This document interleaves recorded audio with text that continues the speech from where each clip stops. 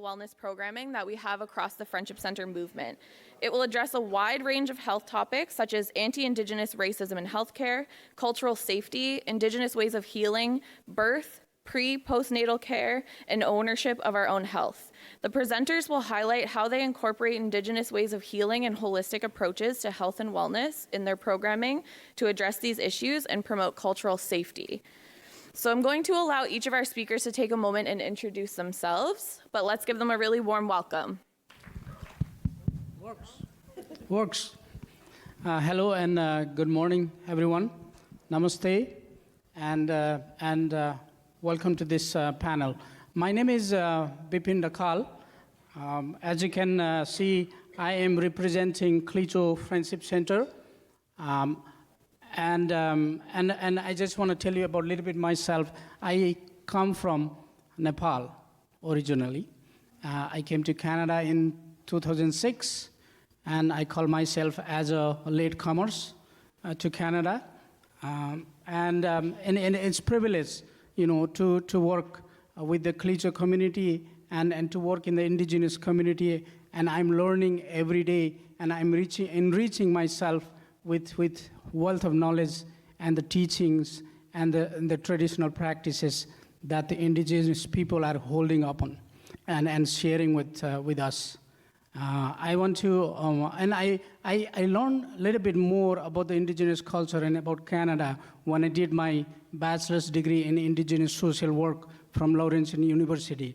And that was a kind of, more eye-opener for me to be, humble and to be, understanding of where Indigenous people are coming from and what are the things that are holding up on. And I just wanted to tell one story about, just before my introduction finishes. One of the young people, last year we had a youth gathering, he told about, we talk about intergenerational trauma, but at the same time, we have intergenerational strength that has been passed upon and held upon by elders. So let's bring that to the forefront and let's fight the challenge that we are facing today. And that touched me so much that yes, we have the intergenerational trauma, but at the same time, those elders have kept those intergenerational strength, and that has been passing upon the youth and to the further seventh generation to come. And I really value on that, and that will be my kind of one of the focus of my presentation. Thank you so much again. And without delay, I want to give it to Jessica. Hi, everyone. My name is Jessica. I am Mi'kmaq from Nova Scotia, Millbrook First Nation, and I'm here today to talk about our pre-postnatal health navigation project. I am a mom of 3. The youngest one is here. You'll probably hear her. And yeah, I'm just excited to be here and share this program with everybody. Danse. My name is Doug, and I am a Red River Métis. I am the executive director of the Paw Friendship Center, and we work extensively with homeless individuals and their battle with the health system. And we're hoping that we can, with this program that we have, we can make some changes. Thank you. Good morning. My name is Kevin Capé. I'm glad to be here. I've only worked for the Friendship Center for 3 weeks, so I'm a greenhorn. That's okay. But you know your stuff. Yeah. And first time I've ever been in Ottawa. I love Ottawa. It's fantastic here. But where am I from? I'm from Saskatchewan. My bloodline's from Saskatchewan. I'm a Plains Cree, Indigenous. My father, I'm part white too. My father was from Croatia, and he went through 2 concentration camps in Germany. So and he escaped, went through Austria, and he came here, met my mom, and they lived together till the end. So. Yes, I'm part white. That's right. So the thing is I hope you welcome me. I'm a health navigator, been navigating in the healthcare system since 1982. Yes, I'm old. And oh, hey, very old. Well, old enough to forget things, eh? But anyways, I'll pass it on, and thank you very much.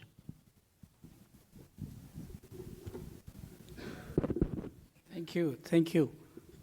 Can everybody hear me? Thank you. Again, I would like to start with the little introduction. Friendship Center, Clecho Friendship Center was established in 16 July 1985. We are almost 39 years old, and we have lots of good programming going on. Before I start up, again, I would like to acknowledge that I am on the land, and we are on the unceded traditional land of the Anishinaabe people. The Anishinaabe include the Odawa, Ojibwe, and Bodewadmi. Pardon my pronunciation, bear with me, and I apologize if I have pronounced this wrong. But I have checked this before I do this land acknowledgement with some of our elders sitting here, so that I'm not saying it wrong. I want to, and collectively known as these three nations are collectively known as Three Fire Confederacy. I would also like to thank you for allowing me to be on this land and share some of the information and the work we are doing in the Clecho land with the Clecho Dene people and in the Northwest Territories. At the same time, I would also like to thank the Clecho people for allowing me to work with you over the last 10 years. Last but not least, thanks from the bottom of my heart for enriching me with many Indigenous knowledge, teaching, and the way of knowing. Thanks to the Indigenous elders and the knowledge keepers from the past and the present across from diverse Indigenous nations and communities in Canada. Thank you so much again. And when I do my presentation, I would be using some of the knowledge I have learned over the years from the Indigenous elders and knowledge keepers, and I want to thank them for enriching me with that knowledge again. And I don't want to say that those are my own words or my own knowledges. These are I have learned over the years, 10 years from Indigenous language knowledge keepers and elders. My presentation will be kind of in two parts. One is about, when we talked about the data this morning, and this is also going to be kind of related to data, that some of the research I have looked into, and based on those research, what is it telling about our youth using the social media, and how is it impacting mental health and well-being.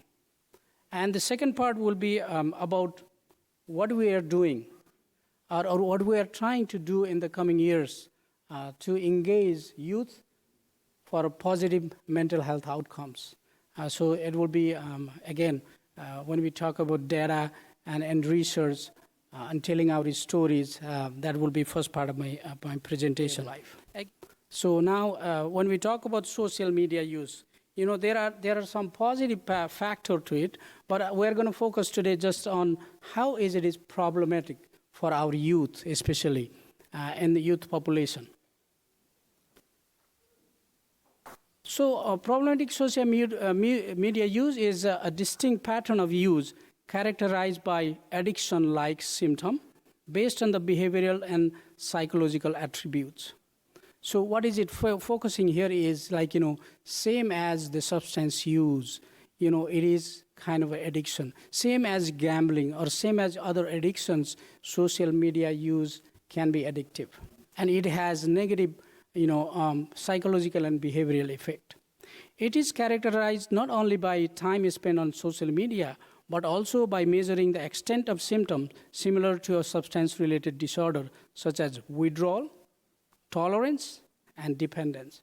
So here it is important for us to understand that the social media use can be and is becoming a problematic issue that has not been looked at or researched more in these years. This is the JMIR mental health journal came in 2022, and this is a recent data we have that's we're discussing here. I'm going to be discussing also about the public health agencies data.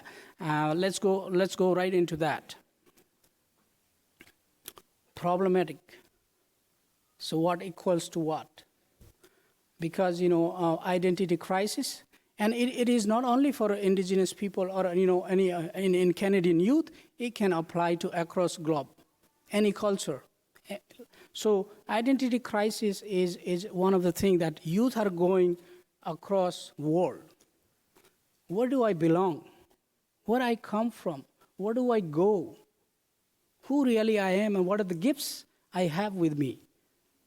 Rights and wrong information is going through that social media. And then also, we have found it applies to lots of remote communities and the countries that are just struggling, that they don't have alternatives. Youth are just, have that phone, have that, laptop, and the social media. They just don't have alternative to go out, do other activities. So also seeking to fit in. If my friends, 2, 3, 4 of my friends from school or from the community are engaged in that video gaming, and when they talk about it, when they meet, what they talk about that, and they want to fit in. I don't want to be lost in that conversation. That's why they involve themselves within that space. And only source of engagement and connection for them. As I said, I want to fit in. I want to connect with my peers. That's why I'm using social media. I'm playing games.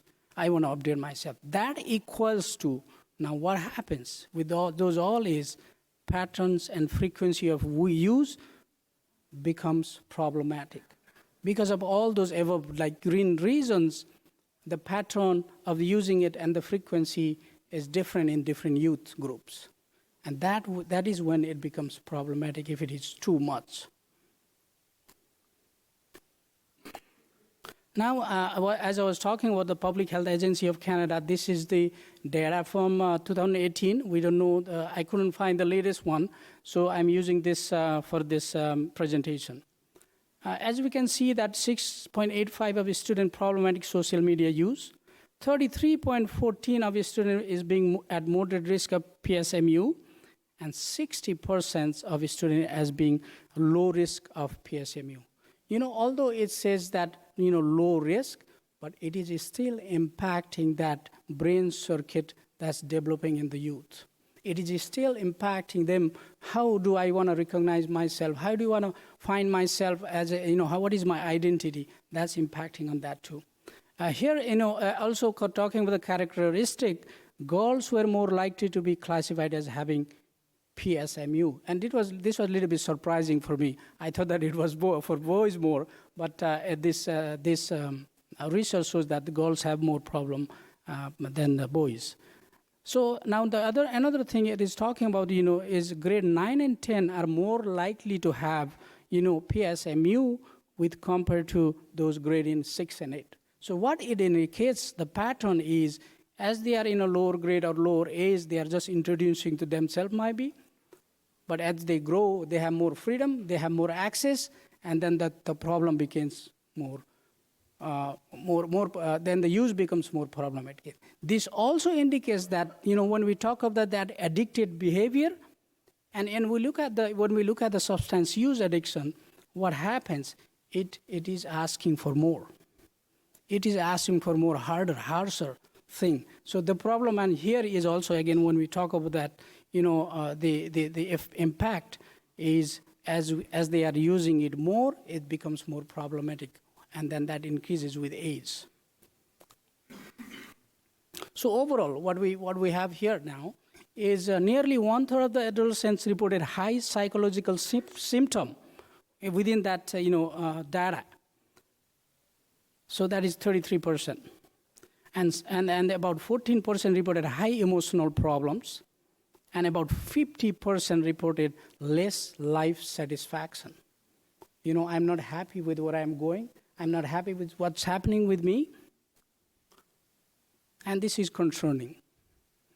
With 40% of adolescents being classified as having PSMU or at moderate risk of PSMU. So that's again Public Health Agency of Canada. So now as a result, what happens? More at risk for facing cyberbullying, find it difficult to disengage from the social media. Again, that addictive behavior as compared to substance use. I'm addicted, I don't know how to disengage, even if it is harming me. We know with addiction, with people who use substances, same thing. They realize that, I'm having problem, I'm having issues in different fronts of my life, but I cannot get out of here. I need help. So this is what happening, and this is crucial. Allowing it to interfere with their, social relationship and connection, as we talk about, they don't have that human-to-human connection. They lose that. And in return, what happens is put them at the risk of experiencing negative emotional and psychological outcomes. So, the findings from this study provide further evidence to the association between problematic social media use and negative mental health outcomes of depression, anxiety, stress among adolescents and young adults. So those are the, like how it relates to the mental health, use of, social media and internet. That is contributing towards anxiety, depression, and stress. Now, we did a survey within our community to see that how many of youth have access to this internet and laptops and iPhones and all that, and how many times they are spending and where they are spending. And this survey in our own community, Betchoko, we have done in 2021. Let's look at the numbers. So first, the accessibility. Out of 102 youth, 90 had access to their own phones. More than 50% had access to laptops. And when this number of laptops increased? During the COVID time. Because schools and then the other organizations were providing this. Well, it has good things, right, if we use in a limit. But, now let's see how it becomes addictive. And the research has shown that 64% of our youth, Betchoko youth, are involved in online gaming. 50% have access to Xbox. Now, how much time they spend? This is the problem. 31% of the youth are spending 8 to 10 hours per day on the internet. 23% are spending 5 to 7 hours per day in internet. 23% are spending 2 to 4, and rest. So this is almost, if we add up, it's 76% of the students are spending 2 to 10 hours on the internet. That's concerning. 56 of the youth said their internet increased due to the COVID. Here is the fact again. 78% said they spend time on YouTube, and what are the different sites they go to, what they do. 12% respondents said they are gambling online, gaming and gambling online. There is a concern again, gambling. A few play online bingo, a couple of them, and 29% gambling offline, playing cards and dice and all that. So now it highlights the normalization of isolation and reliance on their phones, laptop, and gaming. It's okay to be alone. I have laptop, I have internet, I have gaming, I will connect with them. Which takes them away from the socializing in person or human connection, as we talked about before. Connection to the language, culture, and tradition. Disconnect from being out on the land and learning from their elders, which they could be doing, if they spend less time on the social media and internet and using their devices. So what do we do then? And this might not be new for many of the communities, and you might be already doing some of this work, good work. But what we have heard from the youth, and as I talked about that youth gathering we had last year, CLIJO, all the youth from across the country, wherever they go for a study or whatever, they gathered last year. and there was, wonderful participation, and they led it, they organized it, and we heard some of their voice during that gathering too. And within our, assessment also, we heard about what we do. So positive engagement, empowerment, and rights to self-determination. As it is also mentioned in the UNDRIP Article 3. So that's what we want to have, positive engagement among the youth and their empowerment and right to self-determination. So whatever they wanted to do, but in a meaningful way, how can we engage them? Meeting them where they are at is very important for any human being. And we talk about, as a counselor, I oftentimes talks about, meeting the clients where they are at, physically, mentally, emotionally. Communication and knowledge sharing, knowledge and cultural connection, language and cultural connection, identity formation, trust and sense of belonging, leadership skill development. So how are we doing? Again, these are the principles, youth came up with. These are the principles. They went through some of the documents, some of the, indigenous-led other, nations had prepared some of the documents in how to engage youth, and they have come up with these ideas. They want the engagement, they want to explore, they want to reflect, they want to accept, they want to action it, they want to revitalize their language, culture, and way of life. They want to connect with that resiliency, and they want to be a positive change makers. Those are the core principles that we're following in our youth-led programs. And this is the way forward, I believe, for having that right to self-determination, not only for adults and elders, but also importantly for the youth who are the leaders of the future. And this is one of the notions we are and youth have well received is the strong like two people, which one of the Clincho or Denis later has said, Chief Jimmy Bruno. And here is the writing from the True North Photo Journal, 2017. Someone wrote there that in the Northwest Territory, youth are encouraged by the word of the Clincho chief, Jimmy Bruno, who in 1936 set out a vision to accept the worldview of the white man, but to never lose the skills, teachings, tradition of the Dene. His words later interpreted means strong like two people. And this is well received within the community, and that's what we are trying to do. There are evidence-based practices we have to follow. At the same time, we have to connect with our youth with the traditional knowledge practices that has been passed on by the elders and the knowledge keepers, and connect with them with the language, culture, and the way of life. So these are the activities they have identified.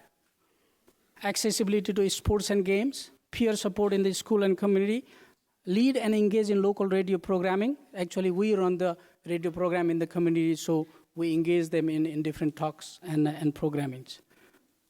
And youth awareness and addiction action group that has not been formed yet, but we're in the process, and we're trying to bring 20-25 youth and form that group to lead the work in the community.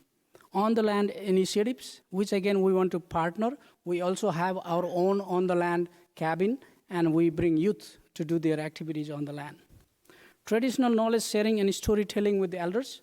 We can do that in radio. We can do in the community gatherings, in the big workshop and awareness campaign.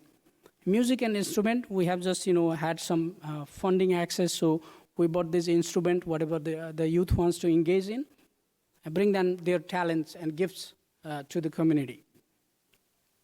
Art and craft, a 2-minute walk, mindfulness and medicine walk, youth-led discussion and awareness workshop, language programming, connecting with the ceremonies, periodic interaction with the leaders and elders, representation in different committees and forums so that they are in the decision-making process. They are involved and they feel they are included. So these are the initiatives we have been practicing. Lots of them are not in action yet because of various reasons. One of this is, of course, funding, but we are doing most of these activities in a regular basis. Here's the glimpses of some of the work done by the youth. That's again, they went for rabbit snaring and come back and work with the elders again. The first picture is our on-the-land cabin, and one of the youth is doing, I guess, some barbecues. And the other one is within our friendship center. We have a kitchen, and they come and work there, having fun on the land. And this is the recent picture we have done during the National Addiction Awareness Week. We bought, we had a plan to bring 20, but we have like 12, 13 participants in that youth-led addiction workshop, and they come up with a letter to the leaders, what they want to see in the community. They came up with a video where, what they talked about what is addiction and how can we help our peers. So they did a video on that, or a skit. And also, they did paintings. And I want to show you the painting here, and they see how creative they are and how they can tell their stories through this. So before they are saying, we're in peace.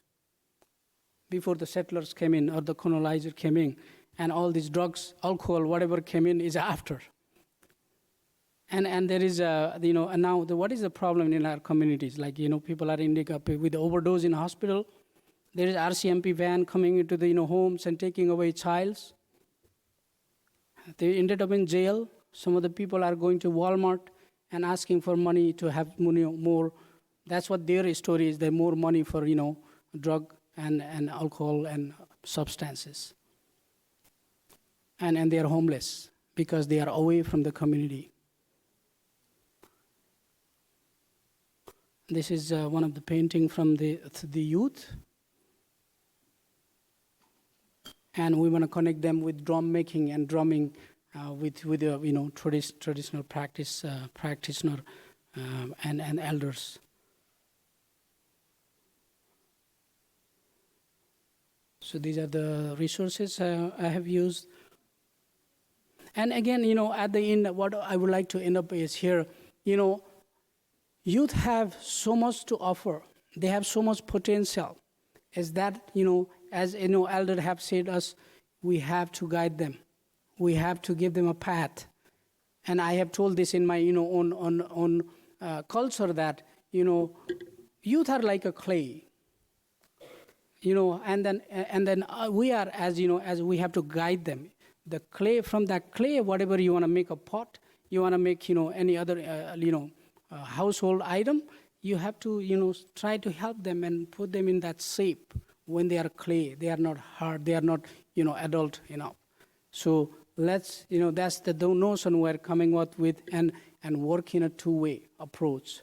As we talked about in the other session yesterday, two eyes seeing. Strong like two people. Those are the way we can move forward with our youth and bring their potential and bring their leadership into the community, and so that they can lead the work, they can continue the journey, and they can keep the traditional knowledge and the language, connect with the language and the way of life, and they can go beyond like 7 generations. Thank you so much, Masi Cho. I think we're going to do question answer at the end, Jana, or you want to do it now? Let's do it at the end. At the end, yeah, okay. And I'll be happy to answer your questions in my capacity if I have any. If not, then I'll refer you to someone, or we can connect through emails. So again, Masicho, and thank you. Thank you. So we're going to move on to our next speaker, who is Jessica Rose from the Mi'kmaq Native Friendship Center.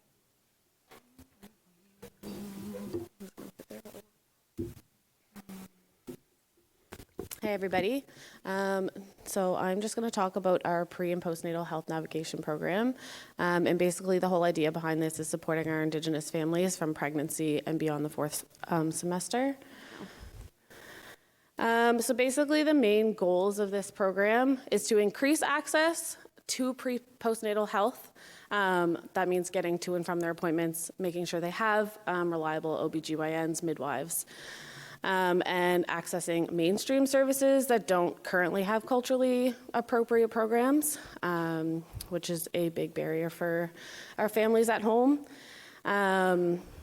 This program has 2 parts, and the first part is supporting our families, and then the second part is kind of breaking down those barriers and then dealing with the healthcare system. And we really want to support those connections for families to culture while they're navigating this part of their life. And we also want to ensure that families have what they need for a successful pregnancy, birth, and postpartum journey. So this is the second piece about educating our health professionals. Right now in Nova Scotia, there is some initiatives happening to provide cultural training to all healthcare staffs. We've kind of taken it upon ourselves to work with our own health clinic, the Wajaywanin Health Clinic, and we are going to create our own cultural training that is going to be offered to pre-postnatal health professionals. And that's everything from pelvic floor physio to infant massage therapists, basically anybody you would come in contact with in this part of your life. We're going to be offering this training to them. So basically so that we can have a database if we have somebody come in and they say, you know, these are the issues that we have, we can refer them to somebody that we know there is culturally safe, that we feel comfortable kind of referring them to. So that's kind of the second part of this program. And when we started this program, we created a survey. Basically, we wanted to know what the barriers were. We kind of already had an idea of what those were, but just to get some more information. So we had 46 community members complete the survey. We did an online portion, and we also had the paper copy.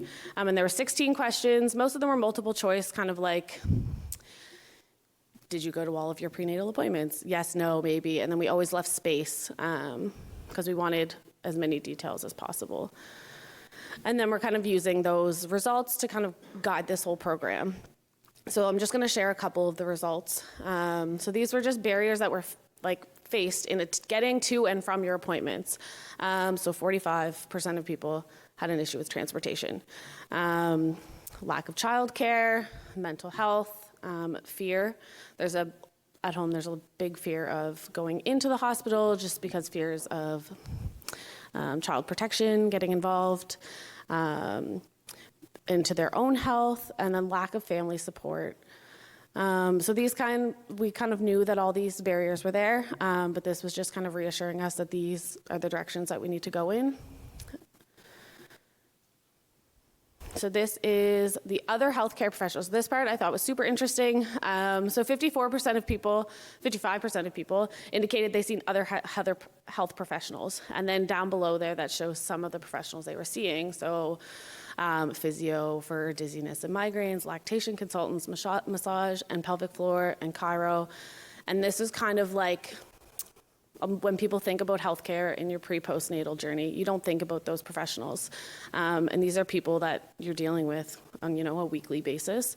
So this was super helpful to kind of help us guide where this cultural training is going to go. So we asked the question, what do you need for a successful postpartum journey? And these were kind of some of the things that they shared, so that, more breastfeeding support, pelvic floor support, post-birth exercises, coping skills, mental health support, and then just some more programming, and a group for young moms. So this is also super helpful to kind of look. We are blessed to have a lot of amazing programs around prenatal, postnatal, child programming. We have our 4+ program, we have our pre-postnatal support programs, but it's also nice for us to see kind of where those gaps are and how we can fill them in. And then this is the second piece of our program. So this is the cultural competency training that I talked about. So I'm working with some of our healthcare staff to create our own training. And we're gonna kind of offer it smaller scale, not super specific to certain health, procedures and that type of thing. Basically what we want is that when you have an Indigenous client come in, you know how to support them and help them feel supported. So it's gonna be more of like a general respect your Indigenous clients, which is terrible that still needs to happen. But we've heard so many stories of people, fear of going in for being judged, fear that, Child Protection Services is going to be called because you're going in to get support. And so we're going to offer the training, and we're going to offer it to everybody, pelvic floor, like I said, kind of everybody, so that we have this database of people that we're comfortable referring our families to. And just things of like, with my first, I went into our children's hospital for like my intake with my OBGYN, and some of the questions on there for me, I was okay with answering. But we've heard from a lot of families that those questions are hard. They ask about your past history, your past relationships, trauma, abuse, and a lot of these questions that are triggers for our families. So we want to kind of educate these health professionals on how to get the answers that they need without triggering our clients, without, you know, we know intergenerational trauma is very present in a lot of our families. So, and the other thing that we're trying to do is advocate for our traditional birth practices. Which has been interesting. There's a lot of great work being done in our children's hospital around smudging in the family unit, which was amazing. And now we're finding that families are getting pushback from medical staff. So basically, we've had a couple successes where families have been able to smudge after birth, and then we're hearing from other families that they've been denied that. So kind of advocating for them, finding out the logistics of, you know, this room is okay to be smudged in. So if we have a family calling being like, they won't let me smudge, we can advocate for them, be like, actually, you can tell them that room 1412 is cleared for you to smudge in. Like, kind of working with the hospital, finding out those details so we can advocate for them. And then these are just, this picture on the bottom is our health clinic. So even just like making spaces more culturally inclusive. Our clinic is doing an amazing job at that. And patients are telling us that, you know, they feel comfortable walking into a setting like this. And I think my favorite thing about working at the Friendship Center and running this program is how it's at the wraparound services. Like, I've heard that word so much already yesterday and today. But these are just some of the programs that I work super close with. So like I said, the health clinic, Jordan's Principal, our Mi'kmaq Child Development Center, our mental health team, parenting journey, and then the early years program. So basically, right now we can support families from prenatal right up until they, you know, they go through the youth program, the early years parenting journey, youth program, and then they're going to employment and training. So like, it's amazing that we can be there. And we're not only advocating for these families within our, like, the main healthcare system, but helping them navigate Jordan's Principle. Like, if they have a child with needs and they need some support, like, we can advocate for them. We can write letters of support for Jordan's Principle. We can help them, you know, with their housing workers. So it's great to be able to kind of advocate for them behind the scenes and then also support them on the front lines when they're in the healthcare system. So it's great that we have all of these programs. And then the day-to-day programming for our program, it looks super different for every family. Right now I have a family whose kiddo is in and out of the hospital multiple times a week. So I'm able to support her with gas cards getting to and from. I'm able to go, you know, if she doesn't have support for one of her appointments, I'm able to go to the appointment with her. We have access to a lot of supplies. So we have breastfeeding, breast pumps, we have pads, you know, we have milk storage bags. We've created postpartum care kits. I've been lucky enough that at all of my baby showers, I've gotten all kinds of cool postpartum care things. Things have changed since my first. There's all these fun things you can get now, but it's kind of a luxury for most people. So we were lucky enough to be able to make up these postpartum care kits that we can give to our families. We've made up newborn health kits with thermometers, with scales, diapers, wipes, kind of everything you need, essentials after a baby. Gas cards, taxi chits to and from appointments. I'm also able to drive clients if it works with both of our schedules. So it's really cool because there's home visit portions and then there's attending medical appointments with them. So it's kind of, I can't really tell you what a typical program would look like because it's so different for every family. Well, and thank you, Jessica. Now we're going to have Douglas Bartlett come on up, and then we will have Kevin as well. Welcome. Okay, so my name is Doug Bartlett. I'm the Executive Director of the Paw Friendship Center. And this little clicker thing, there we go. Truth and Reconciliation.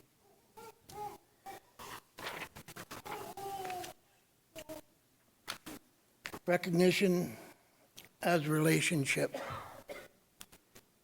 Okay, this is from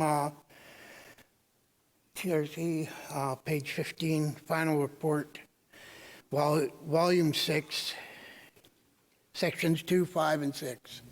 I just wanted to read those out because it speaks words to me and to our team here on what we're trying to do. First Nation, Inuit, and Métis people, as the original peoples of this country and as self-determining people, have treaty, constitutional, and human rights that must be recognized and respected. Reconciliation must create a more equitable and inclusive society by closing the gaps in social, health, and economic outcomes that exist between Aboriginal and non-Aboriginal Canadians. Reconciliation as a relationship, section 2. Okay, in this, all Canadians as treaty people share responsibility for establishing and maintaining mutually respectful relationships. In this context, access to health is a basic human right.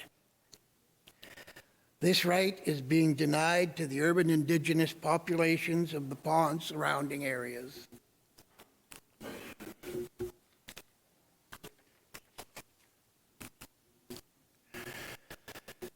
These are the realities. I'm giving you an example of how Indigenous people are treated in the Paw, Manitoba.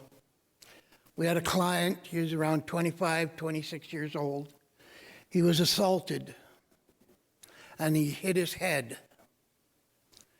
He was taken to the hospital. His wound was cleaned and he was released with no further treatment. There was no tests done on him, no blood tests, nothing. He was returned to the hospital the next day as he was having cognitive issues. He didn't know where he was. He didn't know who he was. He didn't know who his friends were. He was sent away without seeing a specialist or a doctor from the emergency room. On the 4th day, our client was having seizures at the center and was taken by ambulance to the hospital, and then he was medevac to Winnipeg. He was never the same. He was basically a happy-go-lucky young man, and now he's angry, he's violent, he doesn't know what's going on and where he is in life. And we had to bar him from attending the center because of this violence. This is the type of health treatment that we get in the Paw, Manitoba. It's just an example of how the medical system treats Indigenous homeless population in our community. We have a health navigator now, and historically, I guess I better click this thing. The community of the Paw has had a history of being one of the most racist communities in Manitoba. This stems from the cover-up of the murder of Helen Betty Osborne to the atrocities of the Guy Hill Residential School just outside of town. The responsibilities of the health navigator will be to ensure that Indigenous people in this community are treated fairly and respectfully in all aspects of the existing health services. The health navigator will meet with healthcare providers throughout the healthcare system and explain and educate where possible on best practices when working with Indigenous people. Fairness in the system will be attempted by having the staff person attend medical appointments with our Indigenous clients as most, if not all, Canadian government systems have failed our people abysmally. Kevin Capay is our health navigator. He's a healer, and he works extensively with our homeless population. And I'd just like to introduce him to explain his program. Kevin? It isn't easy. As a matter of fact, it is almost impossible to work in a healthcare system and being a person, First Nation, and a person that is of color. To work in the healthcare system as a First Nation person of color and being male, you may last you won't find First Nation person of color male working in the healthcare system. That's the truth.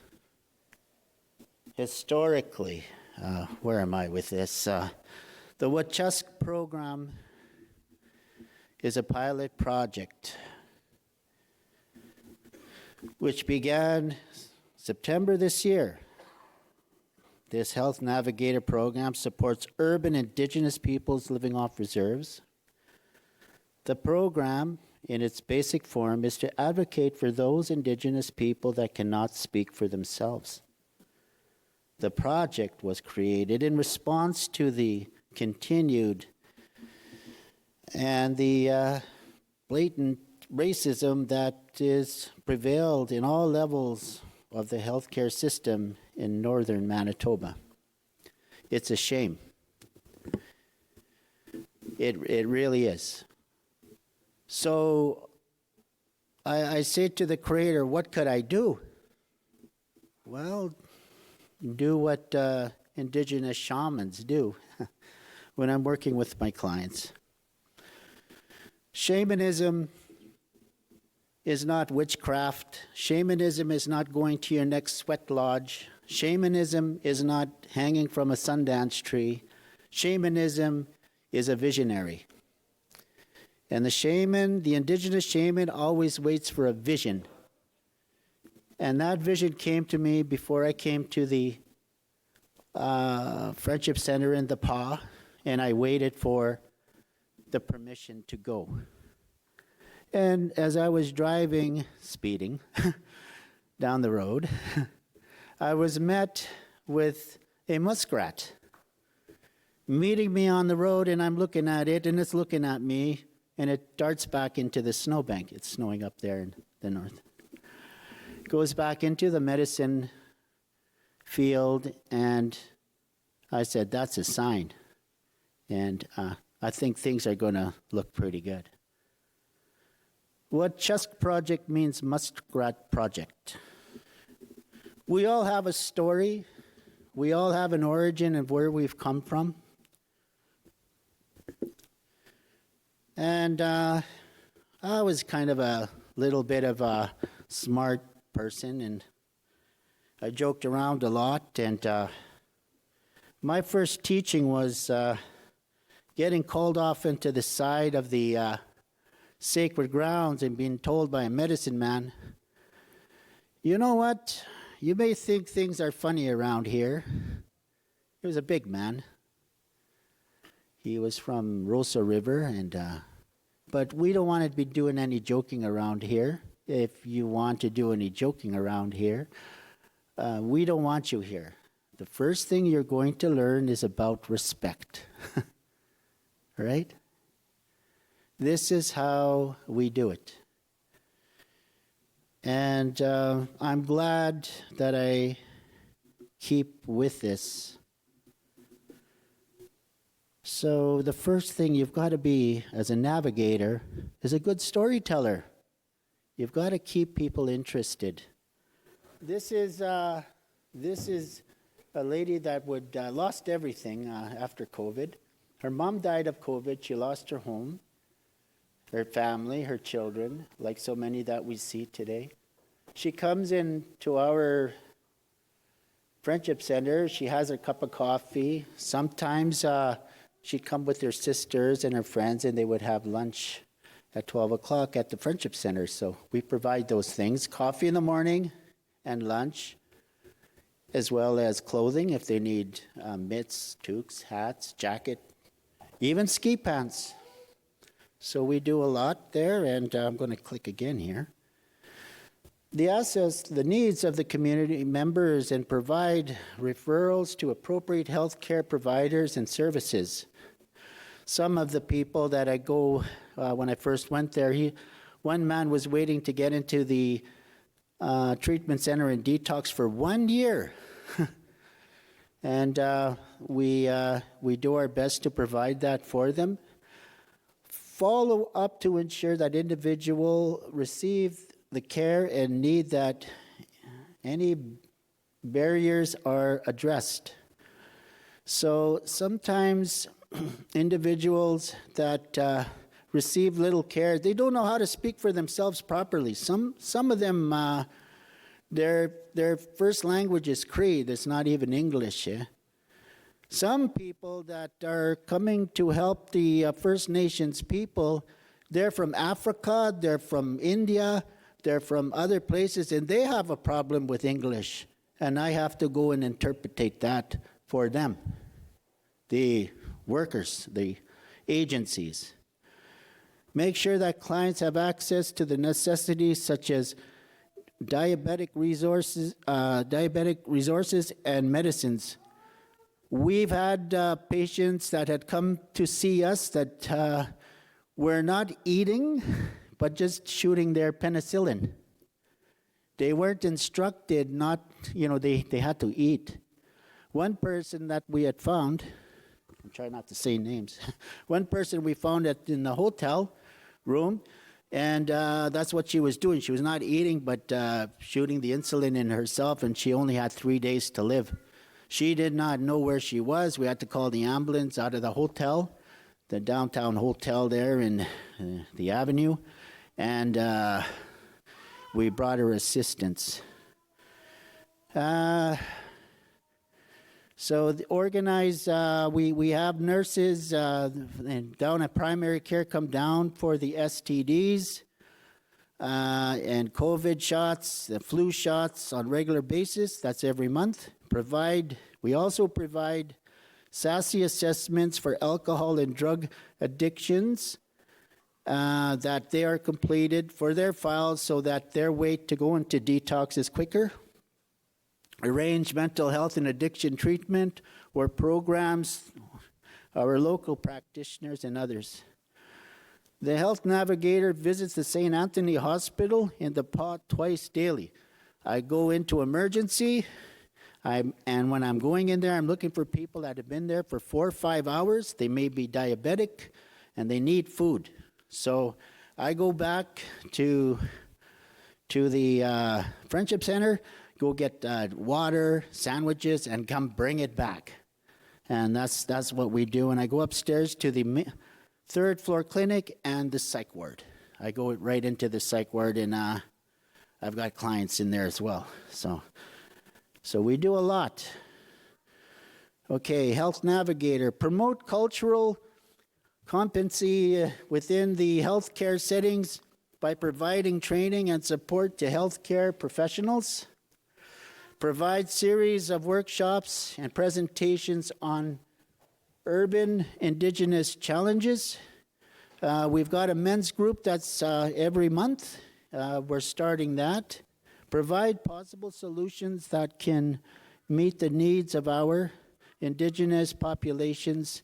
Weekly men's group there, as I said. Advocate for cultural appropriate care for Indigenous individuals. And provide culturally appropriate healing practices and methods. People do come see me for healing. I'm the community healer in Opaskwayak Cree Nations, Pagadawagan. I go out to many of the regions, but for the health care and what I'm doing in the Friendship Center, these are urban First Nation people off their reserves, and I provide healing for them. Work with the residential school survivors as required. That needs a lot of work, I can tell you that. They need a lot of support, and we've been successful with the residential school survivors as they came in through our doors. Health navigators build a trust and strong relationship within the Indigenous communities to facilitate open discussions about health concerns, conduct outreach efforts to engage the larger community members in health-related activities, meet with all levels of government as required, and meet like-minded organizations. We are reaching out. It is difficult. There is a bit of a communication gap there, working with other organizations, but we're working at it at a grassroots level. We call upon those who can affect change within the Canadian healthcare system to recognize the value of Aboriginal healing practices and use them in the treatment of Aboriginal patients in collaborations with Aboriginal healers and elders where requested by Aboriginal patients. At least we can work on that right, and that's about it. Okay, so what I want to ask, of course, we'll keep it pretty brief, but what would you say are the main barriers in accessing healthcare from an urban Indigenous perspective? Okay, for the North and our community and our surrounding community, the main barriers I see in our work daily is a lack of understanding of different cultures and a lack of wanting to know about other cultures. So, if we can become open-minded on both sides of the coin, that will go a long way. I think for us, and I touched on it just a little bit, transportation has been an issue. Childcare has been an issue. And then right now there's also a lack of family physicians. So a lot of our families don't actually have doctors. So just accessing medical services that are available in a timely manner, like they're not sitting there for hours and hours at a time. Okay, it's working. I want to, as Jenna said briefly, I would have a long answer to it, but I'm going to try to be short. I think we have to look at from, that colonial system and institutions, how they are set up. I always say that those are all still in working. We haven't decolonized those institutions, the policies, and the programs they go in.